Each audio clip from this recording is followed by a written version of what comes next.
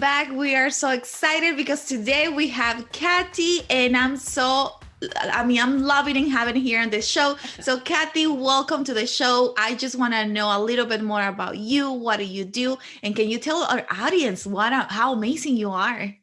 Oh, well, thank you. Thank you for inviting me. I don't know how amazing I am. I think it's longevity at this point for my experience. So my name is Cathy Droz. I'm originally from New York. I've lived in Arizona over 35 years. So I came from working in New York City at one point out into the desert. So that in of itself was a big change for me. But my interest has always been in automobiles, not in the repair of them. Certainly, I don't know a lot about the technology, but from a lifestyle point of view, I've always liked cars. And I wound up writing a book because of it. And it's a woman's guide to buying a car with confidence and street smarts. And that's that New York part, the street smarts. And don't let these high heels fool you. The book was written because I never had a bad experience buying a car, unlike so many other women. So my dad started taking me when I was 10 years old. They bought a new car every year, and that was because mom had a car, dad had a car, and they would trade in. So every year. My mother did not like going with my dad because she didn't like the way he negotiated. She thought he was too gruff, etc.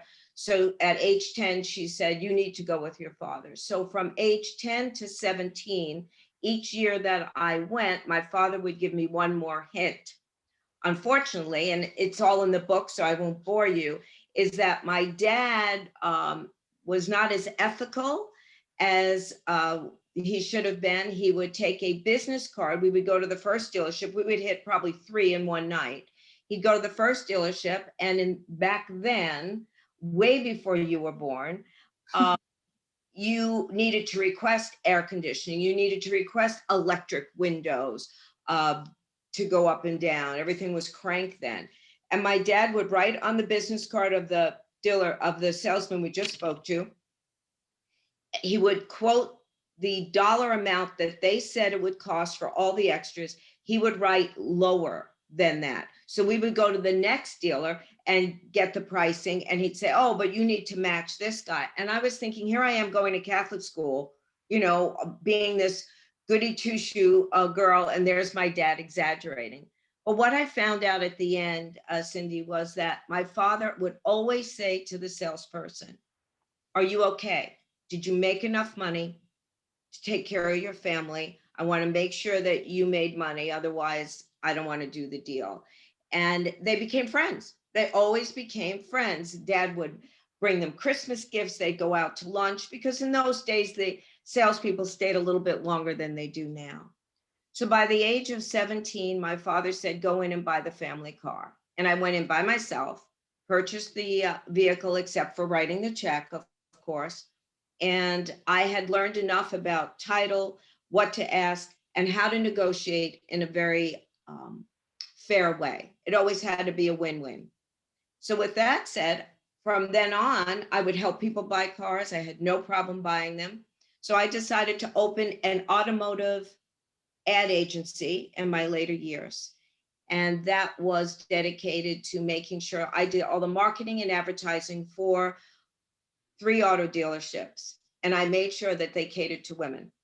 And that was where that started. Then I wrote the book, which was a way for women to not be intimidated, build confidence in them, that if you know what you're doing, and you know that in your business, Cindy, if you come in with the right questions and you know what to ask, I always say knowledge is power.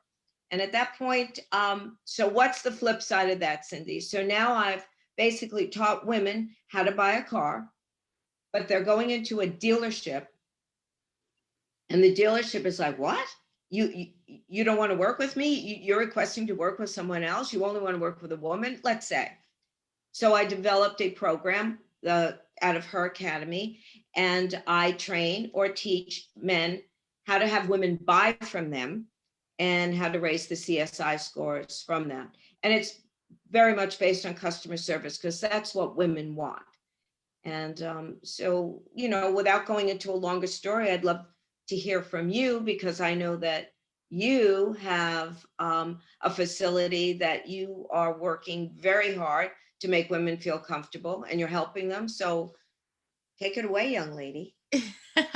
No, you know what? I love to hear that because that's one of our missions. And like, because actually we see the struggle. I mean, we in our shop, that's one of the things that I decide to jump on this journey, because just seeing how actually my female customers struggle every time they go to a repair shop. And I think it comes to in the auto industry itself. And when it comes to buy a car, they just feel intimidated. I mean, I have so many stories that I hear from my customers that they feel like that. And that just broke my heart. And I'm like, okay, if there is something that I could do to help them, I mean, we need more me out there to help them, people like this. I mean, don't feel like that. Because I think this has been for a long time of period that actually female feel like that in this industry. So I love what you're doing. That actually, I mean, it's just, I'm so glad to I found you and say, wow, there's another person out there that's actually teaching women how to feel confident and how to actually make them feel powerful, that actually they can do things like this. So I love that. So what is so important to you to teach women in this industry? What is that behind the all your brand and all that it says, oh, I really have this passion to teach women? I think it's because I was very shy growing up, very shy. And my mom was very shy. Dad was outgoing, obviously, from the story I just told you. My father was a salesman.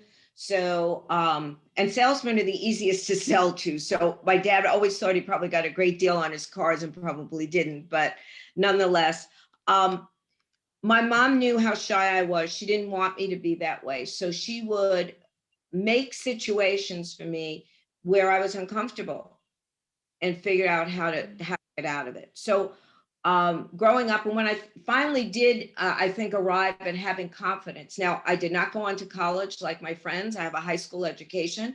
I went and worked in New York City immediately at age 17 and a half.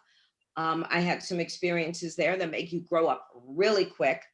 But I found and I was a secretary in Manhattan, I found that women were so easily bowing down to men, so to speak, or that they were taking everything men said for granted. Mhm. And that's not how I felt. I did so much research on everything, including, and this seems silly to you, but we were called secretaries then, not account executives. As a secretary, I actually have a little video on it. I filled in for the secretary to the vice president. I worked for Avon Cosmetics in New York City, Manhattan, in their corporate office.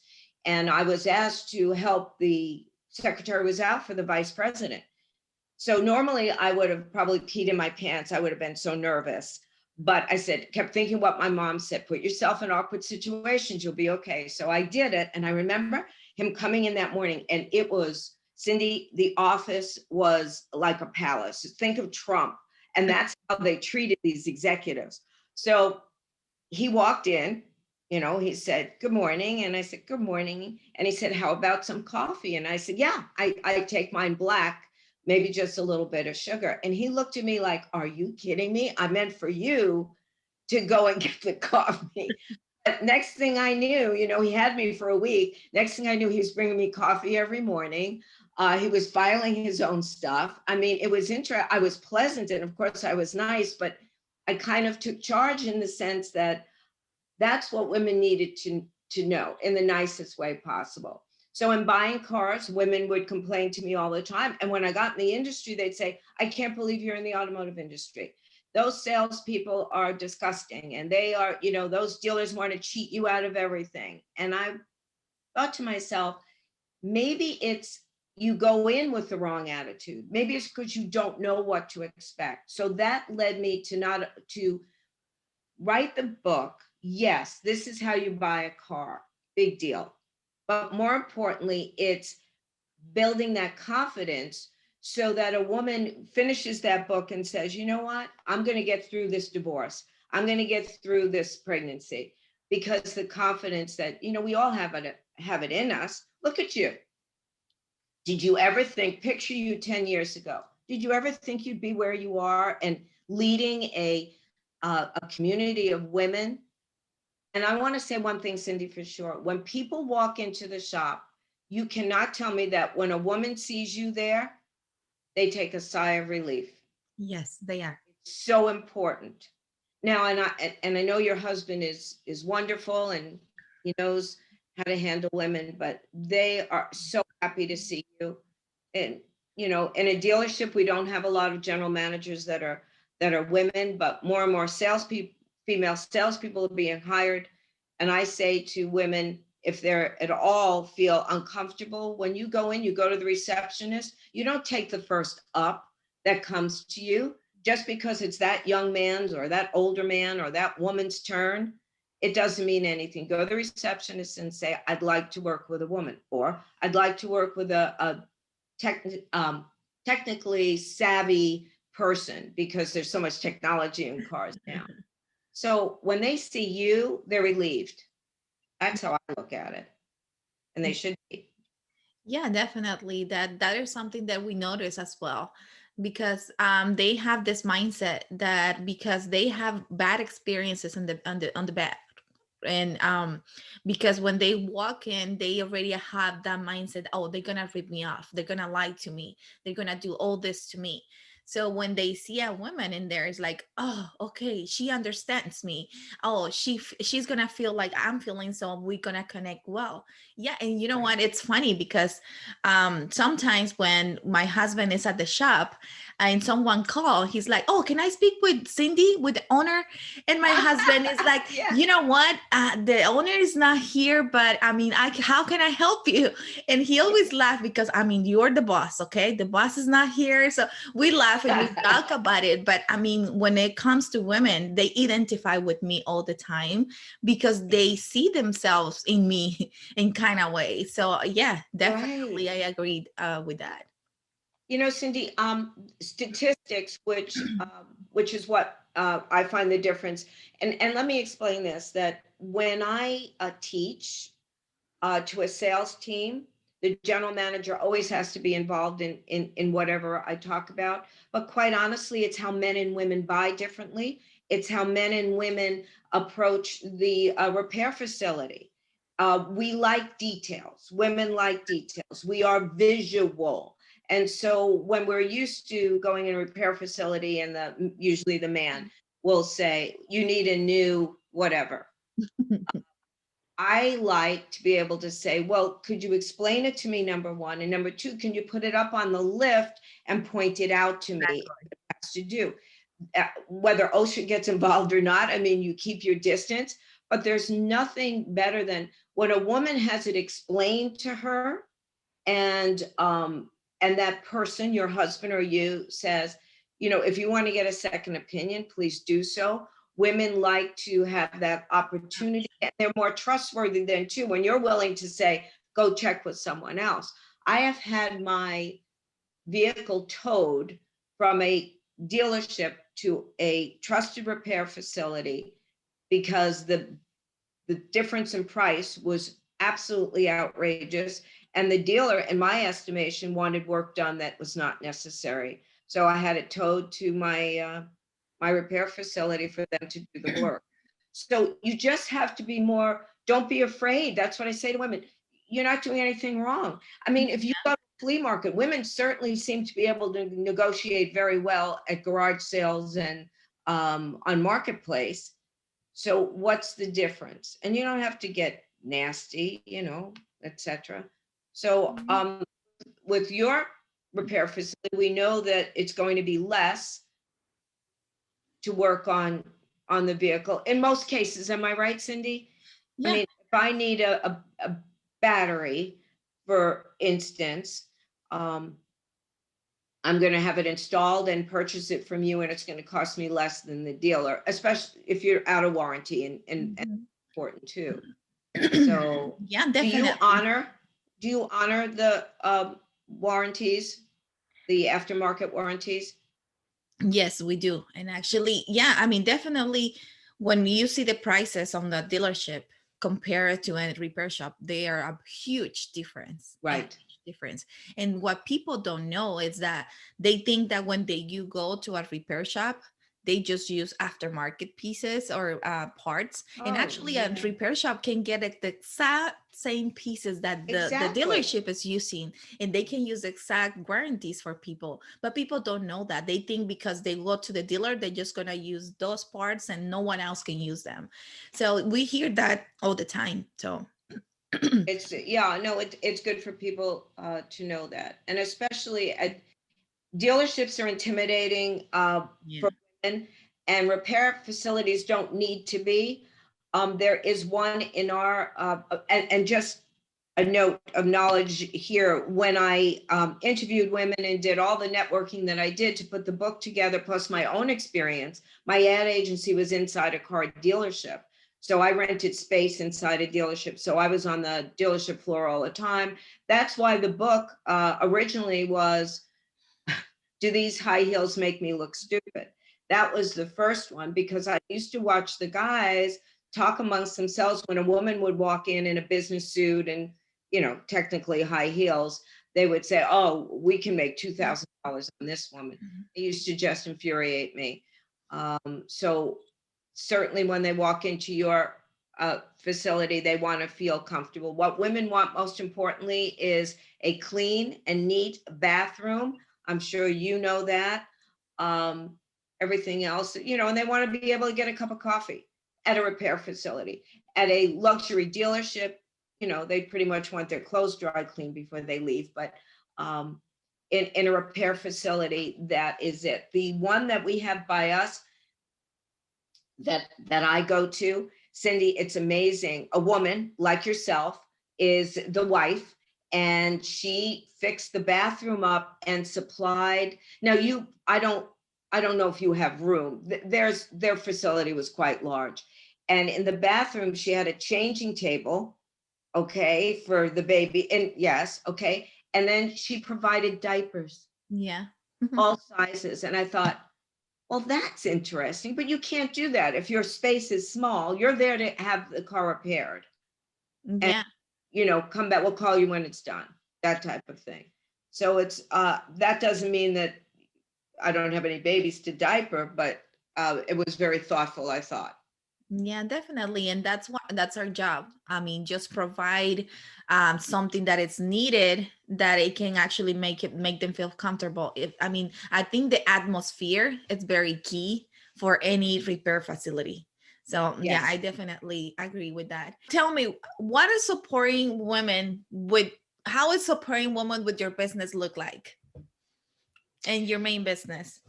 For the main business, which, to be very honest with you, the main business, the only thing, I test drive cars, and I've done that for manufacturers.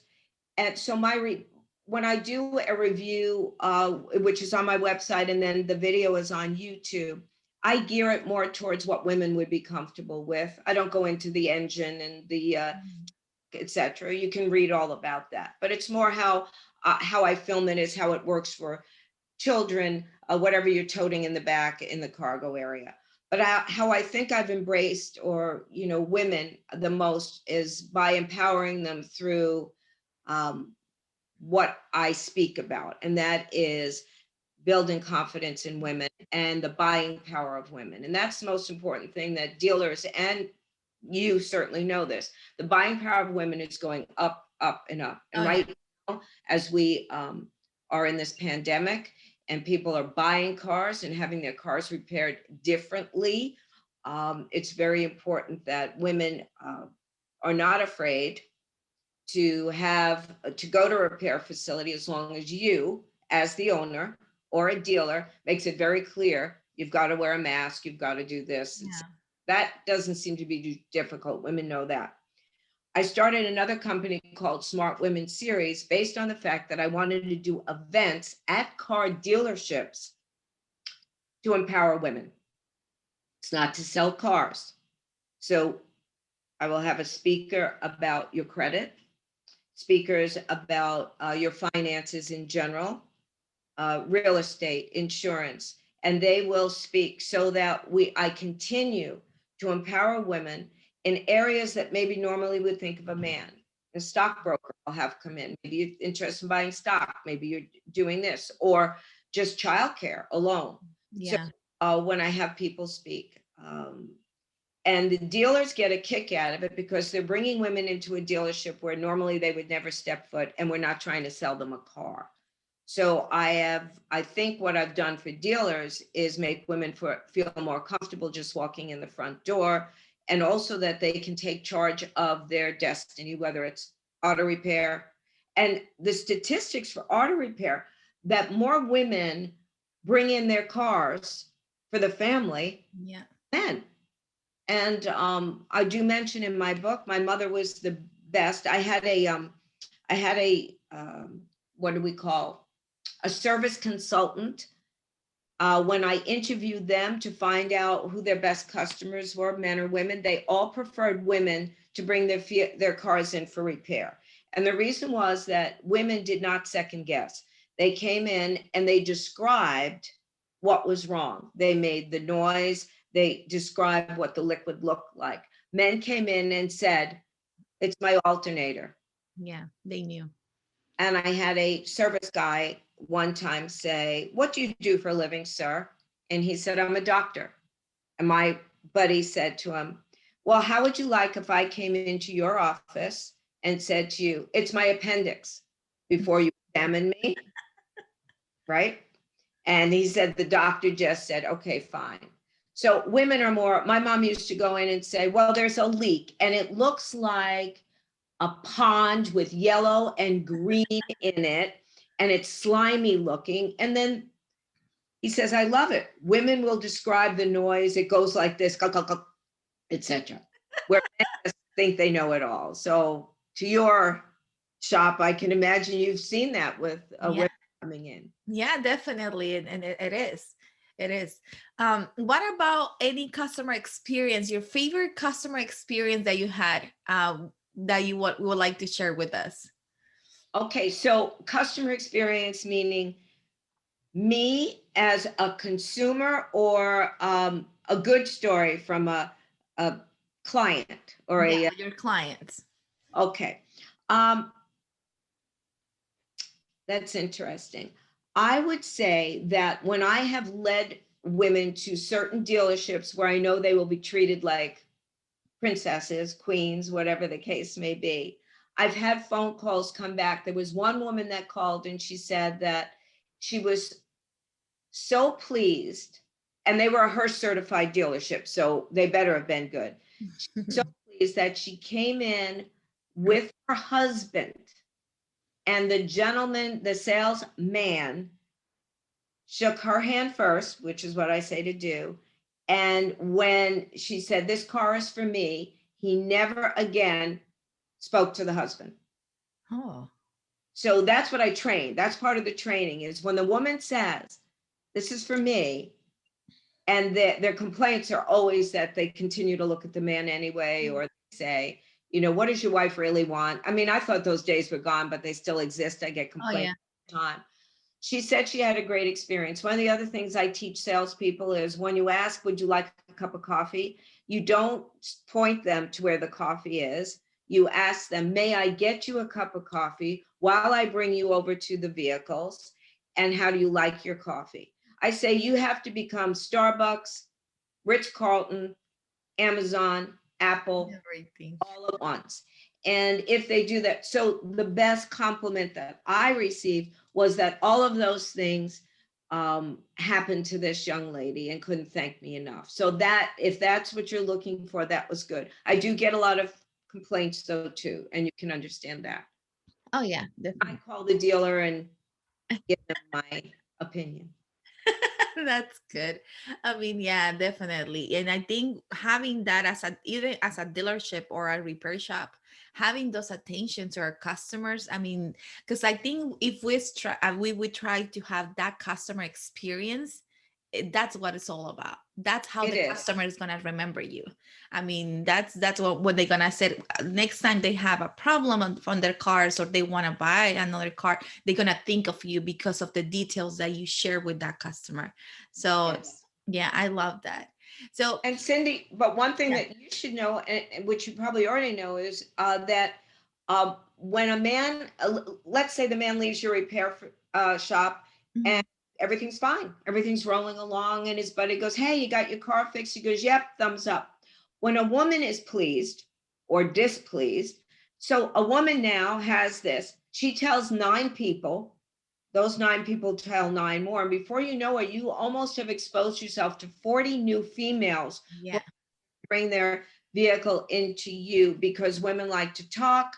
And they were having coffee and said, "Oh my gosh, I met the owners, Cindy and her husband. They treated me like," yeah. So you have a better chance. When women are satisfied, they will tell other women. And you can always ask them to as well. Yeah, yeah, Your that's friends. so true. I was really surprised when I saw the statistics when you mentioned a little bit early that there are more women driving their cars. And actually I saw a statistic that a few years ago that 65% of people that is driving in just in United States are women. Yes. So that means that decisions that we're making is more for women. And sometimes, and when it comes to auto repair shop, we focus more in men. And because they because they think the auto industry is still dominated by men when it's not. I mean, women are dominated too. I mean, just to see why women are driving more now, but that's not Yes. something that is exposed. So I definitely. think the statistics are out there. And you know what's interesting is with the pandemic, the statistics have gone up. So more women are now buying online. They Yeah, get away from that intimidation factor. They don't have to go in the dealership. But my research shows they're also better at doing research online because they've been ordering off of Amazon for more years than men have. So they know how to navigate better. They are not at all intimidated online by any means. And they pretty much have spoken to most of their friends. They know what vehicle that they want. And exactly. they're not so worried about the test drive as they would be before. And dealers have come up with all kinds of hybrid versions of how to buy a vehicle, but women are buying more and therefore they're bringing them in for repair more. They understand the system, and more women are taking higher positions in manufacturers as well as your distributors, whether it be windshield wipers or anything else. Women are more involved. Yeah, definitely. Yeah, I'm loving this, Kathy. I mean, this is so valuable for our listeners that I actually listen out this information. So take notes, ladies. I mean, this information is gold. So now, what advice could you give to our ladies car care community about finding supportive businesses like yours in their own community? Well, my original way to make sure that women had a good experience was my logo, which is HER certified. And HER stands for honesty, excellence, and respect. And that is what I wanted to be like the JD Powers for women in the automotive industry, so that once they were certified, they display the HER certified insignia. And that would allow women to know that they have been vetted by me, that they have taken the training, and that they understand to the best of their knowledge how women want to be treated, and then we'll have a good customer experience. It's a very large journey, and it is difficult because I will certify a dealership and then maybe a year later, certainly I keep up with them. But I think that when there is, it's kind of like the good housekeeping seal. If you have certifications, I'm sure, Cindy, you have certified mechanics, you have certified this, that, and the other thing. This is what women really know, that you've already established that situation. So for me, it is constantly educating women, getting out there and speaking about the automotive industry. Mhm. I have tremendous support from the higher ups and the manufacturers, and that's because I've been test driving their cars for over 12 years, almost. So 582 vehicles I've test driven for all different manufacturers. They must respect my opinion, or I wouldn't still be doing it at my age. So I say to you, brag about whatever it is you have, put everything up on your window that you are certified for, that you can do, that you, if you can repair, RVs right now, motor homes are, you know, they have no problem with sales. Women decide more about a motorhome than they even do cars. So let people know. I certainly do through social media. And my branding is inside of the dealerships. I have a studio where you see my banners, etc. So if you, I want to say a family owned, which you are, repair facility, which most of them here in Arizona that I know are, let people know. Get on that social media. That's where women are, and even place a couple little ads or so. But yeah, that's what I do. Is I get the word out there. That's good. That's Build up your amazing. brand. Build up your brand. Yeah. You. And you're a good person. You have a lovely family, and people need to know that they trust you. Thank you, thank you. And now that you just mentioned about your brand, tell us where they can find you. If our listeners can actually want to find more information about you, how they can find you. Certainly. I have a website, hercertified.com. And on there, you can navigate to my social media, Instagram, Facebook, and my videos for my reviews are on YouTube. I'm not technically the best, so, there's no, they're pretty good. They're an iMovie. They're okay. The manufacturers like them, and that's what matters to me. But I think the website is definitely, you can navigate and find out what you want to know. That's amazing. It was a pleasure to have you here on the show today, Cathy. I love having this conversation and all this My pleasure. information that I know is going to be very helpful for a lot of for our community out there that is listening. So please go ahead and find her website. I'm pretty sure you're going to find a lot of good information in there. Go find her, follow her on Instagram or social media, because I'm sure you are going to find a really good big nuggets in there for you, so you don't feel clueless or you don't feel a lack of confidence, because that's the key, knowing that you have the power, either if you go to the dealership or you go into the auto repair facility. I mean, remember, you can ask questions. Don't be afraid to ask questions or walk away if you don't feel comfortable in that place. So I want to end this show with this word. So I hope everyone has a wonderful day and see you on the next episode. Thanks for listening to the Ladies Car Care Talk Show. For more resources from Cindy or to join the Ladies Car Care Facebook community, you can follow the links in the show notes. If you enjoyed this episode, be sure to subscribe wherever you're listening and share with your friends.